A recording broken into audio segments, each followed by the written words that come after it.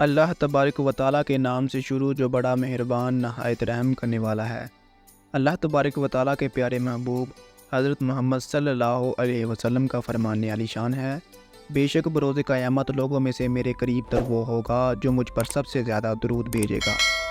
پیارے دوستو، اللہ تبارک و تعالیٰ کا کروڑہ کروڑ احسان ہے کہ اس نے ہمیں ماہ رمضان جیسی عظیم الشان نعمت سے نوازا۔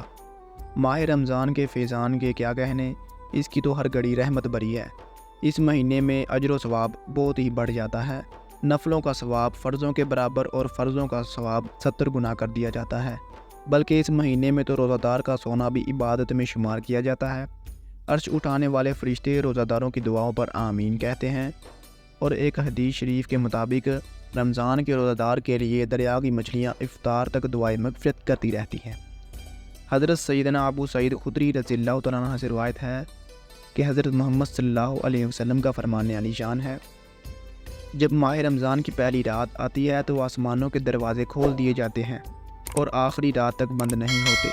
جو کوئی بندہ اس ماہ مبارک کی کسی بھی رات میں نماز پڑھتا ہے تو اللہ تبارک و تعالیٰ اس کے ہر سجدے کے عوض اس کے لیے 1500 نیکیاں لکھتا ہے، اور اس کے لیے جنت میں سرخ یاقوت کا گھر بناتا ہے جس میں 60,000 دروازے ہوں گے، اور ہر دروازے کے پٹ سونے کے بنے ہوں گے جن میں یاقوت سرخ جڑے ہوں گے۔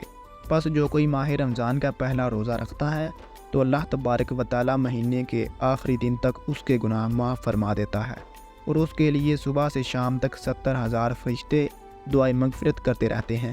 رات اور دن میں جب بھی وہ سجدہ کرتا ہے، اس کے ہر سجدے کے عوض اسے جنت میں ایک ایک ایسا درخت عطا کیا جاتا ہے کہ اس کے سائے میں گھڑ سوار 500 برس تک چلتا رہے، تب بھی اس کا سایہ ختم نہیں ہوگا۔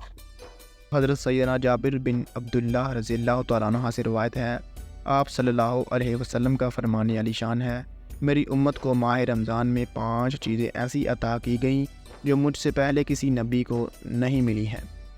پہلی وہ ہے، جب رمضان المبارک کی پہلی رات ہوتی ہے تو اللہ تبارک و تعالیٰ ان کی طرف رحمت کی نظر فرماتا ہے، اور جس کی طرف اللہ تبارک و تعالیٰ نظر رحمت فرمائے اسے کبھی بھی عذاب نہ دے گا۔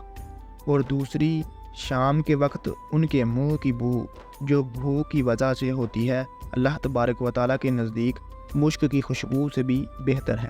نمبر 3، فرشتے ہر رات اور دن ان کے لیے مغفرت کی دعائیں کرتے رہتے ہیں۔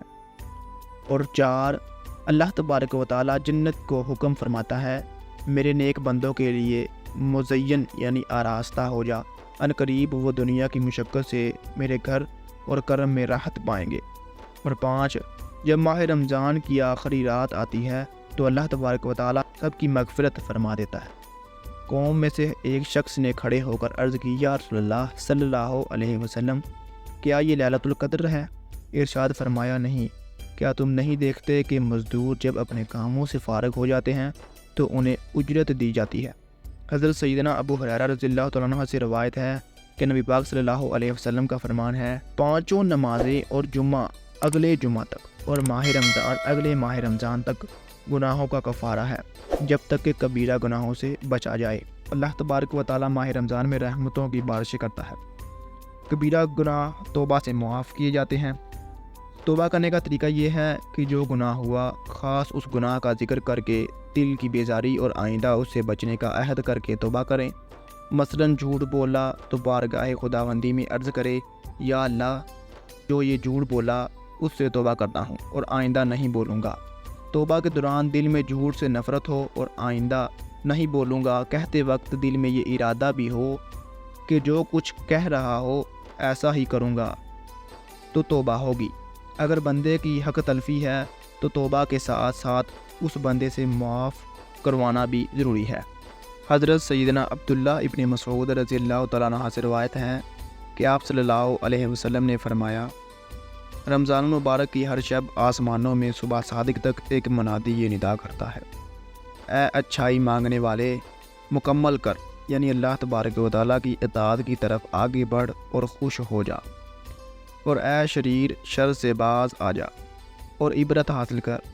ہے کوئی مغفرت کا طالب کہ اس کی طلب پوری کی جائے، ہے کوئی توبہ کرنے والا کہ اس کی توبہ قبول کی جائے، ہے کوئی دعا مانگنے والا کہ اس کی دعا قبول کی جائے، ہے کوئی سائل کہ اس کا سوال پورا کیا جائے۔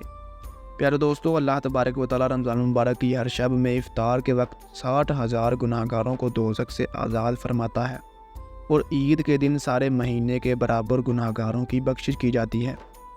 مدینے کے دیوانوں، رمضان المبارک کی جلوہ گری تو کیا ہوتی ہے، ہم غریبوں کے وارے نیارے ہو جاتے ہیں۔ اللہ تبارک و تعالیٰ کے فضل و کرم سے رحمت کے دروازے کھول دیے جاتے ہیں اور خوب مغفرت کے پروانے تقسیم ہوتے ہیں۔ کاش ہم گناہ گاروں کو ماہ رمضان میں آپ صلی اللہ علیہ وسلم کے رحمت برے ہاتھوں جہنم سے رہائی کا پروانہ مل جائے۔